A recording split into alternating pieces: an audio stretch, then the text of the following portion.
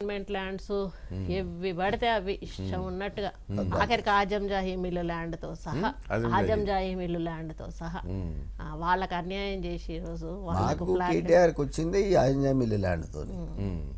ఆజంజా mill ల్యాండ్ని బరువు చెప్పినట్టు మూడు కొండములు కబ్జా పెడతారని దాన్ని ఓపెన్ ప్లాట్ చేసి అమ్ముకుంటాం. మేమేం చెప్పినామంటే హనంకోన్లో ఆర్ట్స్ కాలేజ్ గ్రౌండ్ ఉంది, ఇక్కడ ఒక గ్రౌండ్ లేదు మీటింగ్ పెట్టేదందుకు, ఏది పబ్లిక్ ఇది ఉంచండి అని చెప్పినాం. అది ఇలా అన్ని ప్లాట్లు చేసి అమ్ముకున్నారు గవర్నమెంట్, అమ్ముకొని లాభపడప్పుడు. ఇక దాని తర్వాత ఎందుకు ఓపిక ఉంటుందన్నా చూస్తున్న రోజు అనేది అన్న కొన్ని సెంట్రల్ జైల్ అనేది కొన్ని వందల సంవత్సరాల క్రితం కట్టిన సెంట్రల్ జైలు, నిజాం టైంలో అది heart of the city. Heart of the సిటీలో ఇట్లా ఒకసారి క్యాన్వాయ్స్ మేము మనలోనే ఉన్నాం, కేసీఆర్ క్యాన్వాయ్లో ఇదేంటిది ఇదేంటిది ఇదేంటిది అనుకుంటూ పోయాను. ఆ ఏరియాలో మొత్తం గవర్నమెంట్గా ఉన్నాయన్న. ఒక వెనకాల బోస్టన్ స్కూల్ ఉంది, అటుపక్క ఐ హాస్పిటల్ ఉంది, ఇది మెడికల్ కాలేజ్ ఉంది, మొత్తం ఒక 100 ఎకరాలన్న ఆ ప్లేసు. చూసిండా సెంట్రల్ జైల్ని, అది వాస్తుకు లేదు అని పడగొట్టిండు. వరంగల్కు వాస్తే అసలు జైల్లో ఉండేవాడికి వాస్తే అదే కదా మరీ దారుణం. అటు ఎంజిఎం ని డెవలప్ చేయొచ్చు కదా, ఎంజిఎం ని డెవలప్ చేయొచ్చు కదా, అక్కడ ప్లేస్ ఉంది కదా. దీన్ని పడగొట్టి ఇక్కడ మళ్ళీ హాస్పిటల్ కడతాను, దాని వెనకాలనే మెడికల్ కాలేజ్ ఉంది. అదంటే వింత అన్నట్టు. అంటే అది మల్టీనేషనల్ కంపెనీలకు ఇప్పుడు సెక్రటేరియట్ ఉందన్న. సెక్రటేరియట్ సరే నువ్వు మార్చుకున్నావు, మంచిది, ప్రైడ్ ఆఫ్ ద తెలంగాణ అని నువ్వు కట్టినావు, ఒప్పుకుంటావు. ఈ పాత సెక్రటేరియట్ ఏం పాపం చేసింది? నువ్వు దాన్ని హాస్పిటల్ చేయొచ్చు కదా.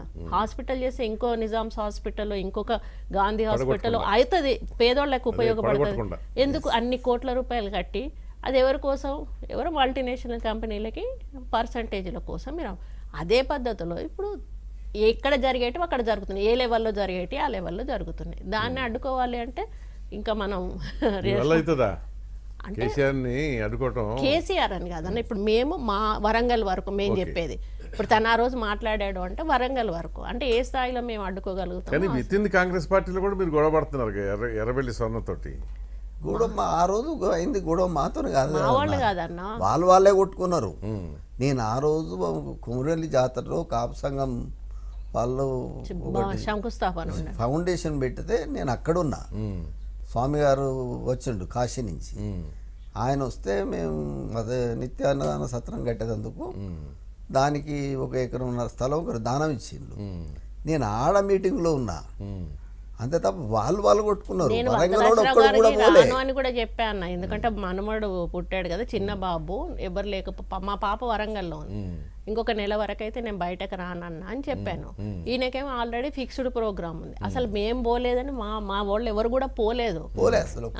పరకాలోళ్ళే కొట్టుకున్నారు అక్కడ, వరంగల్ వాళ్ళకి ఏం సంబంధం లేదు అక్కడ. ఇప్పుడు మీ జంట చాలా ప్రత్యేకంగా ఉంటుంది. మీ నేపథ్యం చూసినా మిమ్మల్ని మీరు చూస్తే ఇంత అన్యోన్యంగా ఉండటం ఒకే మాట.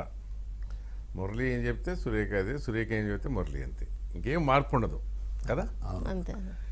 ఏంటి అసలు మీకు ఇంత యుగల గీతం ఇంత సాఫీగా సాగడానికి మీరు అసలు ఎట్లా లవ్లో పడ్డారు మీరు? కష్టం అంటే ఎందుకు తెలుసు కాబట్టి అడ్జస్ట్ అయిపోవడం అవసరం అన్న. ఎవరు అడ్జస్ట్ అవుతున్నారు? ఇద్దరు అడ్జస్ట్ అవుతారు టైంని బట్టి అన్న. ఇప్పుడు ఏదున్నా మాది సమిష్టి నిర్ణయం అన్న. వాళ్ళ బ్రదరు, నేను, పాప, తను, వాళ్ళు నలుగురం కూర్చుంటాము. నేను మ్యాక్సిమం అడ్వైజెస్ అయితే ఇయ్యనన్న, వింటాను. ఎక్కడో ఒక దగ్గర నాకు తప్పు అనిపించిన కాడ ఇది కరెక్ట్ కాదేమో అని చెప్తాను. నిర్ణయం అనేది వాళ్ళు తీసుకుంటారు, ఇంప్లిమెంటేషన్ అనేది ఇంకిద్దరం కలిసి చేస్తాము. అందుకని ఎక్కడ కూడా మాకు రాదు. ఇప్పుడు నువ్వు అట్లా ఎందుకు చెప్పావు, నేను ఇట్లా ఎందుకు చేయాలి అనేది కాదు కదన్న. ఇది ఒక కుటుంబ తగాదా కాదు, ఇది ఒక రాజకీయ నేపథ్యము. మనకు ఒక పేరుంది, ఒక బ్రాండ్ ఉంది, దాని ప్రకారమే ముందుకెళ్తాము. ఇప్పుడు ఆయన ఒకటి చెప్తే నేను ఒకటి చేస్తే దానికి అర్థం ఏముంటుంది అన్న. ఇప్పుడు ఆయన ఒక మంచి ఆలోచనతోటి ఇది చెయ్యి అన్నప్పుడు చెయ్యాలి నేను తప్పకుండా. ఆయన ఏదైనా చేస్తే ఇది వద్దు అని నేను కూడా చెప్తాను, ఇది బాగోదు వద్దు. ఇప్పుడు వింటారు.